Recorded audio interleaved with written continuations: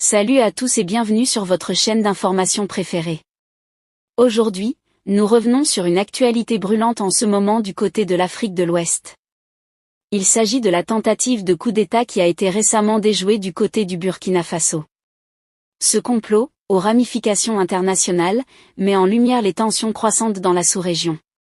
Restez donc avec nous tout au long de cette vidéo pour en savoir davantage sur ce qui s'est réellement passé. Le gouvernement du Burkina Faso a annoncé avoir déjoué une tentative de coup d'État visant à renverser le capitaine Ibrahim Traoré, arrivé au pouvoir en 2022.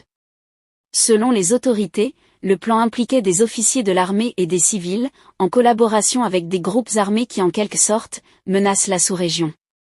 Les conspirateurs prévoyaient des attaques coordonnées, notamment à Bazalogo du côté de Diapaga, ainsi que plusieurs autres attaques ennemies dans le pays, qui devraient faire en sorte que les militaires se retournent contre le gouvernement en place. Les autorités burkinabées ont même accusé la France et la Côte d'Ivoire de complicité dans cette tentative de déstabilisation. Des personnalités basées en Côte d'Ivoire, comme l'ancien ministre burkinabé Alpha Bari en citait. En réponse, la Côte d'Ivoire accuse le Burkina Faso de soutenir des opérations de déstabilisation sur son territoire impliquant des jeunes Ivoiriens formés au maniement des armes. Cette situation reflète les tensions croissantes entre le Burkina Faso et ses voisins, exacerbées par des alliances géopolitiques changeantes. Le Burkina Faso s'est rapproché de la Russie pour son soutien sécuritaire, tandis que la France et les États-Unis réajustent leur présence militaire dans la sous-région avec l'appui des pays tels que la Côte d'Ivoire, le Bénin et bien d'autres. Cette dynamique complète cet alignement des suspicions et des accusations mutuelles.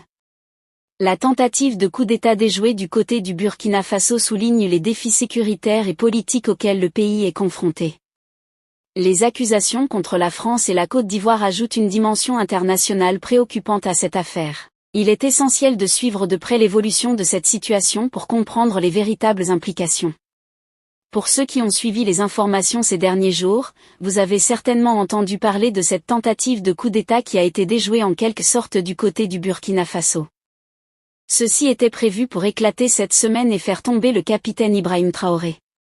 C'est grâce à l'attaque de Diapaga le 28 mars dernier qui a coûté la vie à plusieurs soldats burkinabés que ces instigateurs de coup d'État comptaient retourner le peuple ainsi que l'armée burkinabé contre le gouvernement en place.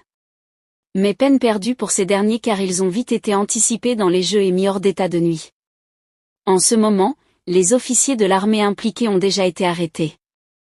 Plusieurs civils complices de cette affaire sont en fuite et pour cause. Ceux-ci ne résidaient pas en territoire burkinabé lors de la préparation ainsi que de l'éclatement de ce coup d'État. Ils ont en quelque sorte manipulé des distances ces personnes-là qui sont malheureusement une fois de plus tombées dans le piège de ces ennemis de la paix. Le peuple burkinabé à son tour a fait une grande manifestation pour avertir ses ennemis de la paix qui veut à tout prix déstabiliser le capitaine Ibrahim Traoré. Ils l'ont déclaré haut et fort qu'ils sont prêts à faire face à toute personne qui va oser tenter de menacer le pouvoir d'Ibrahim Traoré. Chers abonnés, c'est là en quelque sorte l'information que nous avons pour vous aujourd'hui. Que pensez-vous de cette situation? Laissez votre avis en commentaire. Si vous avez trouvé la vidéo intéressante, cliquez sur j'aime et partagez à vos amis. Mais n'oubliez pas de vous abonner et de cliquer sur la cloche de notification pour ne pas rater mes prochaines vidéos.